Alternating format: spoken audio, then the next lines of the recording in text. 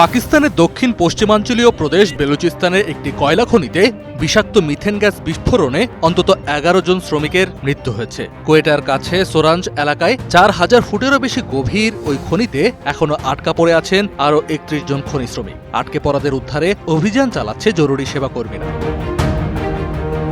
বৃহস্পতিবার বেলুচিস্তানের রাজধানী কোয়েটার কাছে সোরাঞ্জ এলাকার একটি কয়লা খনি কমপ্লেক্সে এই ভয়াবহ বিস্ফোরণ ঘটে। খনির ভেতরে জমে থাকা বিষাক্ত মিথেন গ্যাস থেকেই এই দুর্ঘটনা ঘটেছে বলে ধারণা করছেন সংশ্লিষ্ট কর্মকর্তারা।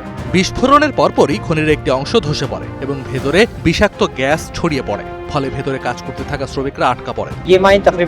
খনিটি প্রায় ৪,৫০০ ফুট গভীর। বিস্ফোরণের পর খনির ভেতরে ক্ষতিকর গ্যাস জমে গেছে। ভেন্টিলেশন ব্যবস্থা সচল করে এসব গ্যাস বের করার চেষ্টা চলছে, যাতে উদ্ধারকারীরা একদম তলদেশে পৌঁছাতে পারেন। খবর পেয়ে প্রাদেশিক দুর্যোগ ব্যবস্থাপনা কর্তৃপক্ষ সহ উদ্ধারকারী দল দ্রুত ঘটনাস্থলে পৌঁছে উদ্ধার কাজ শুরু করে। খনির গভীর থেকে ইতিমধ্যে বেশ কয়েকজন শ্রমিকের মরদেহ উদ্ধার করে হাসপাতালে পাঠানো হয়েছে।